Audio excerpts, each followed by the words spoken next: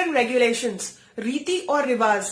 कई बार ऐसा होता है कि जब आप इन चीजों को तोड़ते हो तब आपको बेसिकली समझ में आता है कि हाँ, आपके घर भी ये रीति रिवाज, ये रूल्स एंड रेगुलेशंस चलते हैं। तो आखिर इस चीज को कहा क्या जाता है जब आप जानबूझकर चीजों को तोड़ते हो और रूल्स को समझते हो? So let's get into the video.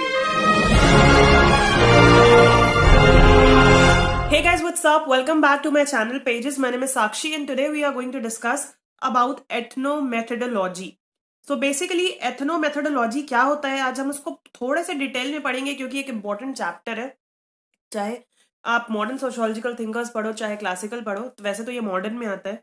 तो बात करते हैं, लोगों ने मुझे कहा था कि जूम करके पढ़ाओ। हाँ, ये जूम कर रही हूँ मैं। एथनोमेथोडोलॉजी लिया गया है एथनिक प्लस मेथड से। एथनिक मतलब कल्चर होता है।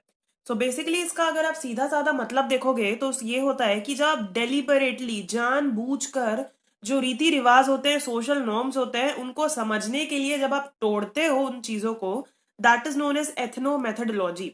एग्जाम्पल अगर आप देखोगे तो आपको अपने घर में ये पूछा जाएगा तो कि क्या आप लोग कास्टिज्म पे बिलीव करते हैं, तो बेसिकली आपके घर वाले कहेंगे कि ना, हम बिलीव ना करते हैं।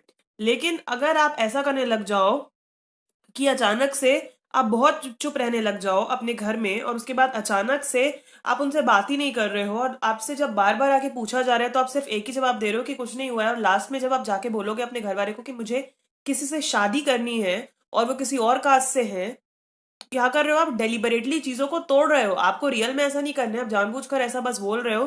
तो आपको सही चीजें पता चलेगी कि हाँ भैया, कि हमारे घर में कास्टिज्म एक्चुअली फॉलो होता है। So this is known as ethnomethodology. ठीक है, अब बात करते हैं थोड़ा सा आगे की कि बेसिकली ये है क्या चीज। एथनो, इसका जो एटिमोलॉजी है वो तीन चीज से लिया गया है। पहला है एथनो, दूसरा है मेथड और तीसरा है लॉजी।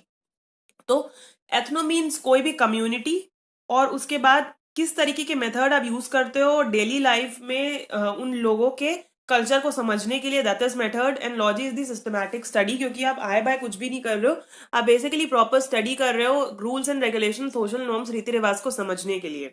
अब ये बेसिकली है क्या? It draw the experience of groups through drawing on the experience of the group directly without imposing on the opinions of the researcher. आप यहाँ पर रिसर्चर के कोई ओपिनियंस नहीं ले रहे हो, आप बेसिकली खुद ये चीजें कर रहे हो, है ना। और वो सोसाइटी, वो कल्चर किस तरीके से एक्ट करता है आपको ऑटोमेटिकली पता है। अगर आप इसका ओरिजिनेशन देखोगे तो हेरोल्ड गारफिंकल जो है, इन्होंने पहली बार इस चीज को इंट्रोड्यूस कराया।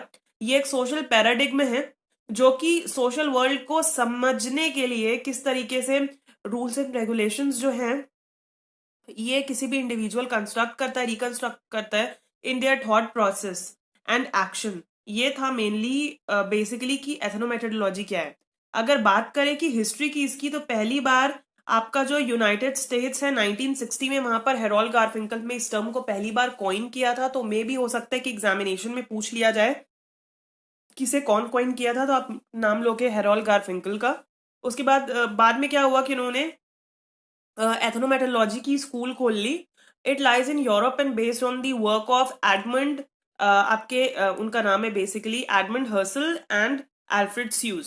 ओके, तो बेसिकली उस समय हुआ क्या था कि एथनोमेथोडोलॉजी, एक कॉलेज स्टूडेंट्स जो हैं वो बार्गेनिंग कर रहे थे ग्रोसरी स्टोर में। वहां पर वो इंसिस्ट कर रहे थे कि on paying for more beans than the sale price indicated and pretending to be broader in their own homes. Basically अगर आपको कोई समझने के लिए बोले कि क्या हो रहा था, तो यूएस के स्टूडेंट बार्गेनिंग कर रहे थे ग्रोसरी शॉप में, और वहां पर उनको जेली बीन का प्राइस एक्स्ट्रा देने को बोला जा